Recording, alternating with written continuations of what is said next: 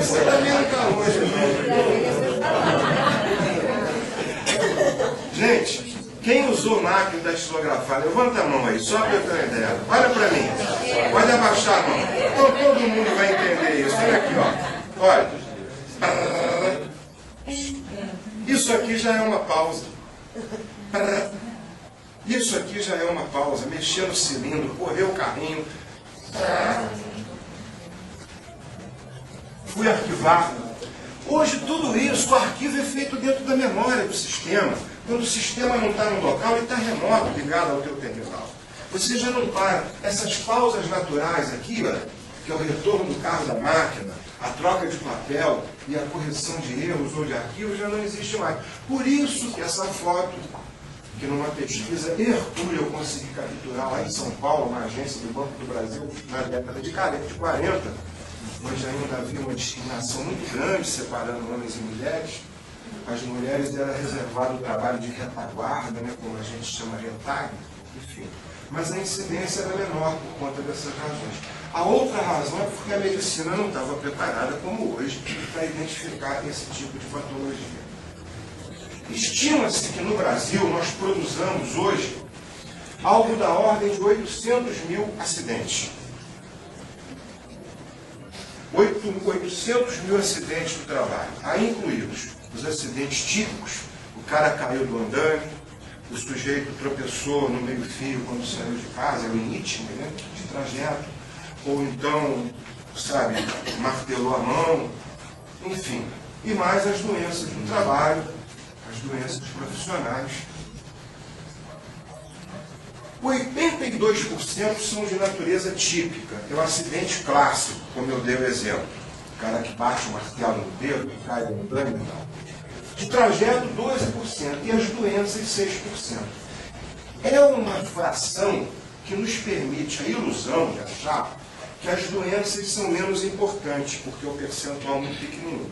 Mas a gente tem que lembrar, e eu quero chamar a atenção de vocês para isso, como acidente típico, por definição, ele é compartimentalizado no tempo, ele tem data de início, meio e fim, a doença é insidiosa.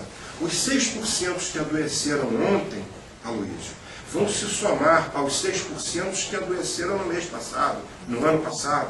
Então essa fila aqui é imensa. E quando a gente vai trabalhar com estatística, a gente vê o seguinte, que embora no Brasil o gráfico tenha diminuído quando a gente toma como parâmetro 1980, porque aqui, ó, exatamente nesse vértice, o Ministério do Trabalho, na nossa geração, depois que nós ingressamos, a Cláudia e eu somos basicamente do mesmo concurso, nós iniciamos um projeto chamado Programa de Trabalho Seguro Saudável, que criou uma força-tarefa muito grande dentro das empresas.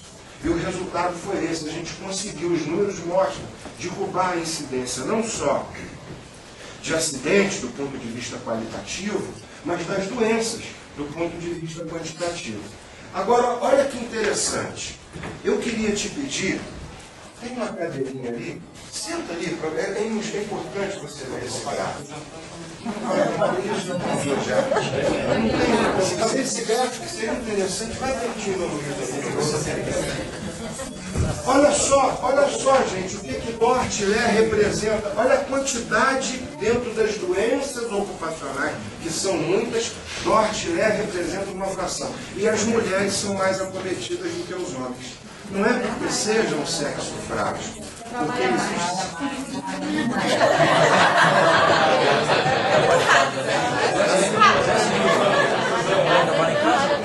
Olha só, a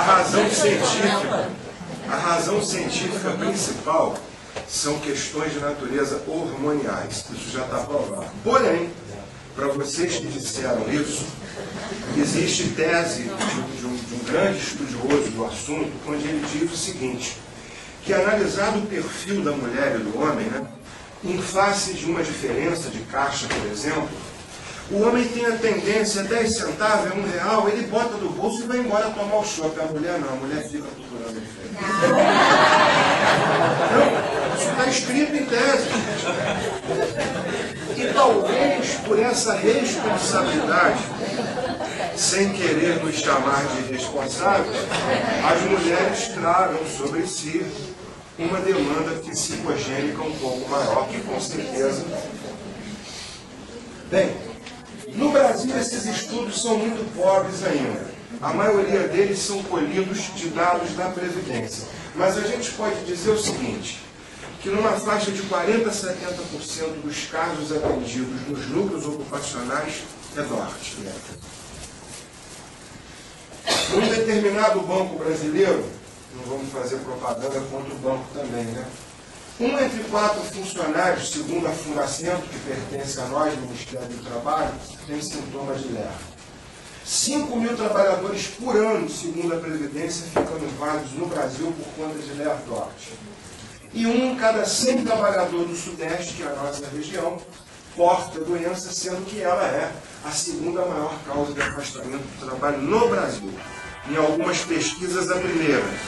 E se a gente considerar a lombalgia, ela ganha a campeã. Os americanos dão esse nome bonito aí. E como todo mundo, quando apresenta uma estatística, gosta de apresentar uma estatística americana, né, para não fugir à regra, eu vou dizer que lá, mais de 60% das doenças ocupacionais correspondem à DORT-NET. Sendo que o custo anual deles com essa doença é da ordem de 13 bilhões de dólares. E lá é comprovadamente a causa mais prevalente de absenteísmo. Segundo pesquisas do DIESAT, né, com base nas informações sindicais, é disparadamente a principal causa de afastamento, entre outros. Quando você analisa os acidentes de trabalho, lato sensu, por liquidação, você vai ver que a maior parte desemboca aqui em incapacidade temporária. Por isso nós dizemos, embora a mortalidade seja total e absoluta no acidente fatal, a morbidade ela é muito maior aqui. O custo país, o custo social está muito maior aqui. Não estou dizendo que o trabalhador morrer é menos triste ou menos pior do que ficar doente, não. A vida não tem preço. Eu estou falando para vocês, em termos de impactos sociais e de impactos previdenciários, as doenças, elas têm um custo muito maior. A guerra do Iraque, no seu início, primeiro ano, ela matou 1.400 pessoas. Os acidentes no Brasil matam 3.000 pessoas por ano. É como se nós tivéssemos aqui 2 guerras do Iraque de um ano em cada ano.